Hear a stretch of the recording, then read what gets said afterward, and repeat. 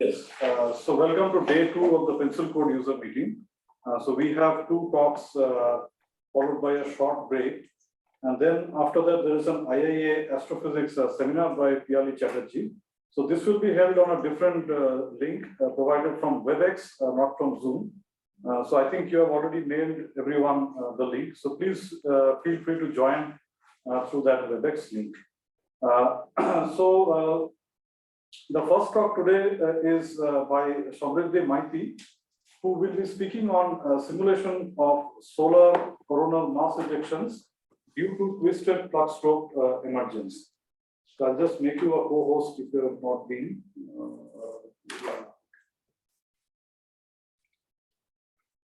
Yes. Okay, so Samriddhi, you are good to go, I guess. So please continue. So I am sharing my screen now. Okay, my voice is audible and my screen is yes, perfect. Hi, my name is Samriddhi. So I am working with my supervisor, Dr. Piali Chatterjee, and for today my topic is simulation of solar coronal mass ejections due to flux stroke emergence. So before going to the actual topic, I just want to briefly introduce a few terms or the CMEs. Why is it important? So CMEs is our coronal mass ejections that consist of large quantities of plasma and magnetic flux that are expelled from the sun into the heliosphere due to the sudden release of a free energy stored in the twisted coronal magnetic field. They are leads for interplanetary shocks that are responsible for the space weather effects in Earth as well as the total solar system.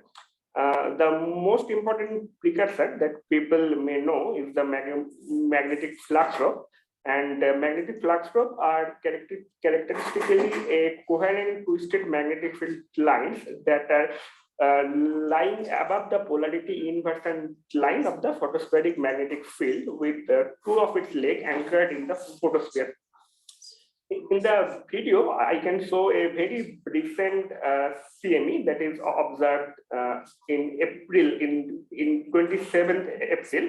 So in this video, we can see the CME actually has a 3-part structure. The top part is the bright loop, which is actually due to the plasma pileup, and the next part is the dark cavity, which is due to the actual flux drop, and then the bright prominences or the bright core.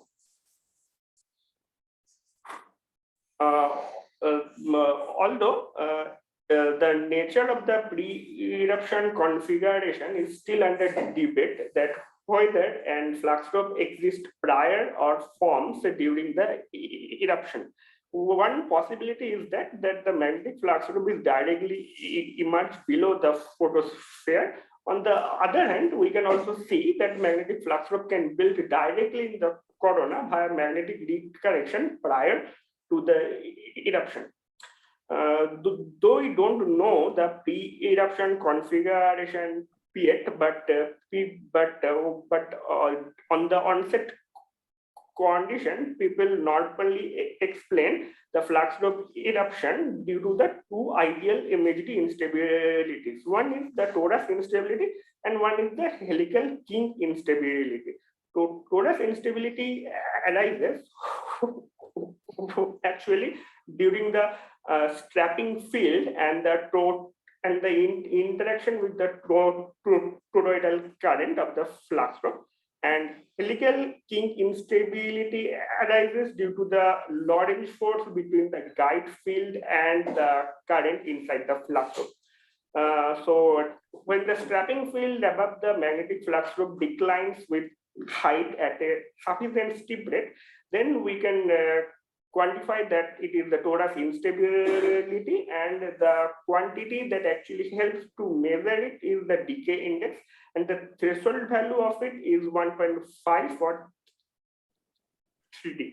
And in the other hand, helical instability occurs when the magnetic flux group is twisted by more than a critical value on its own axis, and the minimum critical value for it is 1.25 line winding about the flux group.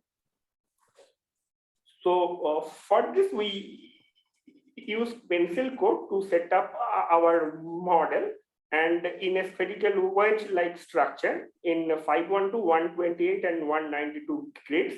And we also took non-uniform grade in radial direction. Our radial domain is from 1 sun arcson to 6 arcson. And we also use 6th order finite difference for spatial derivatives and the 3rd order Runge-Kutta time scheme. We included in the initial atmosphere, the temperature is high, and we choose ideal gas with an adiabatic constant of 1.1, but we excluded coronal heating and the radiative cooling process as of now. We also incorporated semi-relativistic Boris correction, which actually reduce the numerical diffusivity to avoid any tiny time step during our simulation with an artificially reduced speed of light. We also incorporated field-aligned Spitzer thermal conductivity in the entropy equation. So these are four equations that we have solved. And first one is continuity equation, the second one is momentum, third one is entropy, and the fourth one is the induction or the modified induction equation. For the viscous force, this is the expression of the viscous force, and we choose the Boris correction from the paper Chatterjee 2020. The initial atmosphere in our initiation case is in hydrostatic equilibrium at a uniform temperature of 1 million Kelvin. And in the atmosphere, there is a pre-existing potential arcade field. We start our simulation by a magnetic flux group emerging at a lower boundary and pushing it into the pre-existing coronal arcade field, but we retain their foot points connection to the photosphere. We can change the amount of twist that the flux group is transporting into the corona at any chosen time. The arcade potential field expression is this. We choose this expression because it actually replicates the two-flare driven model, and the overlying arcade field in our simulation in the picture as shown in the right side of my screen. With the rising of the MFR, we can see the overlying field is actually strongly stretched and squeezed below the flux group. And when the imposed flux group at the lower boundary has stopped, the flux group actually first settles in a quasi-static rise phase, and then it begins to accelerate, and after some time it erupts. So from the simulation, we truly identified the three different phases of the CME initiation. One is the flux group emergence, the next is the quasi-static rise phase, and the third is the eruption phase. So for my case, we stop our flux group injection at 19.8 hours in actual physical unit. The critical height at the eruption is 1.76 solar radius, and the injected twist up to T-stop is 2.35 line windings about the central axis. I can show the movie in my case. So the flux group is started rising, and then after it stops, it's now stops, and it erupts now. So between the eruption and the flux group injection, we can see the quasi-static rise phase. So we plot the height time and the velocity time, and in this case, we choose a point inside of the flux group, and then we track the point with the time. And after 4.5 solar radius, the code actually stops due to some problem. But we already got the eruption before it, and at 24, with the velocity is approximately 1,000 kilometers per second. This is the density plot, and at 2 instead of time, and we clearly see the accumulated density in the flux row. And if we go to the velocity, radial velocity, and the current and the normalized current density part, we see the current sheet formed before the eruption process. And the summary of the talk, that during the quasi-static phase, after the emergency stopped, we already saw the underlying current sheet forms along the flux tube, where the reconnection sets in, and the associated reconnection in the dissipating current layer effectively gives rise a twisted flux to the flux row, and thus allows it to the quasi-statically, even though the magnetic energy is decreasing as the system relaxes. At the onset of the eruption, the center of the flux row breaches at a steep rate, which is consistent with the torus instability of the flux row. We also observed the writhing motion of the magnetic flux row, which implies that the helical kink instability is developed in this case. Or we already injected our twist is 2.35, which is more than the critical twist, which is 2.15. And we got the helical kink instability in our case. And thank you. Okay, thanks, Samriddhi, for your talk. So I think we have a lot of time for questions and comments. So I see that Axel has already raised his hand. So Axel, please go ahead. Yeah, thank you very much. Very interesting.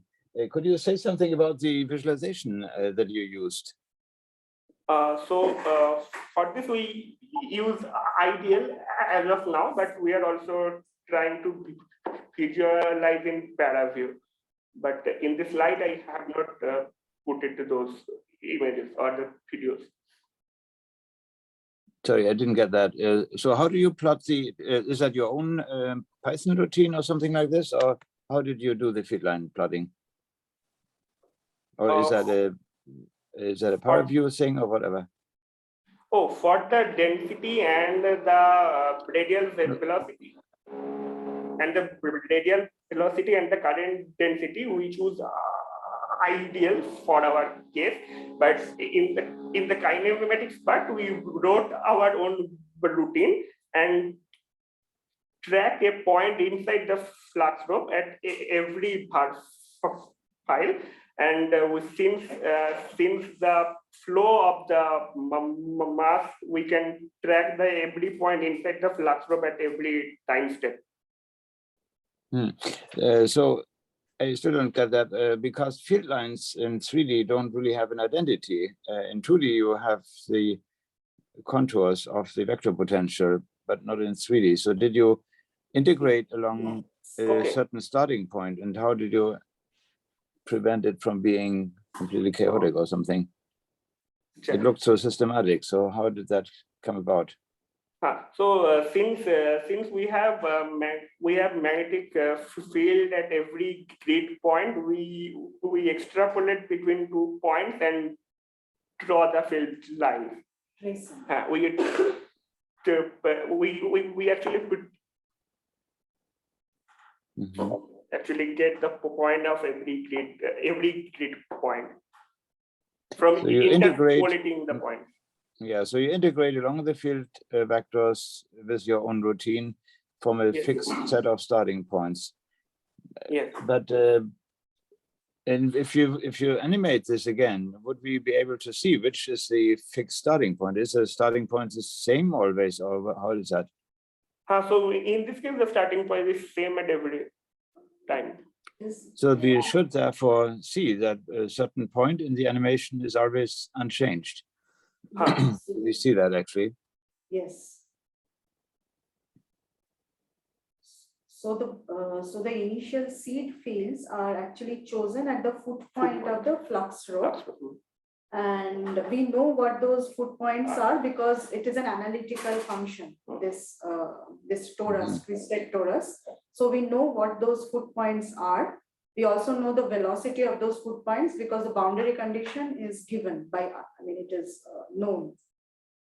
So we just follow the foot points. We know suppose you start with the foot point, say x1, you know that after time t, it's going to be at x2. So that is known because it's an analytical function. So the seed points are moving in time, but we know how those seed points are moving in time.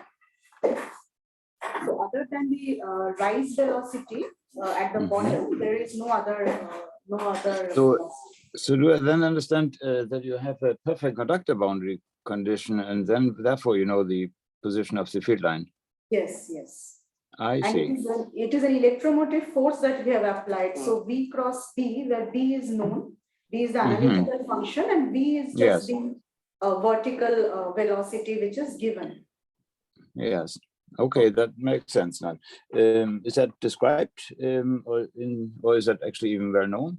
It is described in one of our previous papers in 2013, but not use the pencil code. So and it also does not have these other complex Boris correction, heat conduction and stuff. But the boundary condition is very similar. Of course, we have changed the dimensions. The size of choose the size of the flux rope and size of the domain, those things have changed, but the way the electromotive force is applied, that is described in that paper. Maybe he also has that paper reference here, or he uploads the documentation. Yeah, right. Thank you. That's great. Okay. So this is available in the special routine, twist _ eject. So any more questions, comments?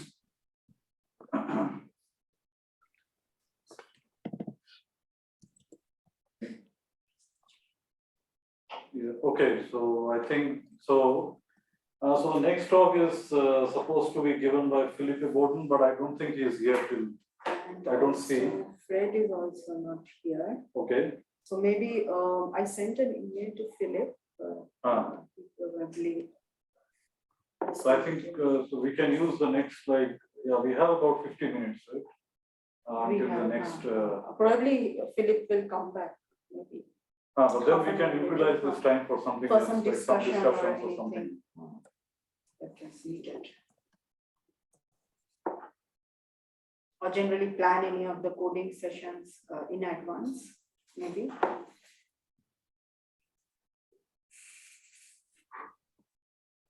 Or anybody has impromptu, they want to show something, that is also fine. Maybe somebody could review what happened yesterday afternoon, which people from Stockholm missed. Okay. So there was these, I think you missed those lectures. So one was given by Philip.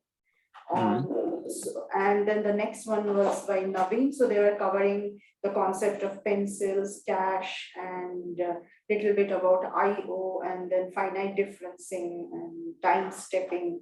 So these are now available on the YouTube channel, which is already shared on Slack. Maybe I can also Sharing screen. No, not share. I don't want to share the screen. I just want to put these links. It was in the generally, right? Yes. So here are the links. So I can just also copy them and put them in the chat box here. So there are there is also the lecture links. In the videos. The videos for they're also there, right? Yes. No, but Two links are there. Two links. Yeah, it only has two right now. So On Slack, I put 2 links. Oh, and then all the links I think Naveen has sent by email. Yes. Yes, I know. I got that, of course. Yeah. Yeah, Right. so you will have all those lectures over there. So there was, so we did offer a breakout room, but everybody was interested in the lecture, so we only had Okay. the lectures. So there was no one for the coding session. Really? Yeah. Yes. So here is the lecture. So I just copy this also in the Zoom chat.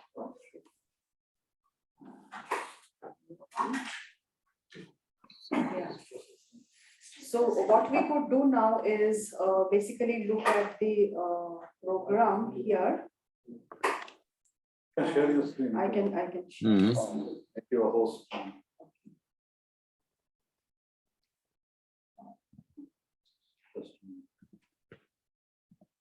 My co-host or something.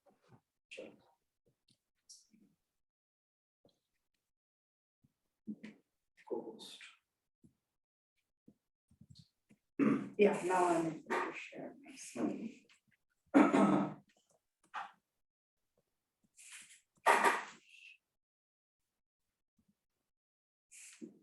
So maybe you can see my screen now here. So this is the plan for today. You see the times in the UK time is coded here for some reason. So you just have to add 1 hour for your European time. So Philip and Fred, they had their talks. They are not here. I had a short break. And after this, we go for the astrophysics seminar, which will be on the WebEx link, which is also given here. If you go to the details, then you see the link. So we will stop the Zoom session and allow for recording. It's not being recorded, right? No, it is being. Oh, maybe we can stop the recording. Okay.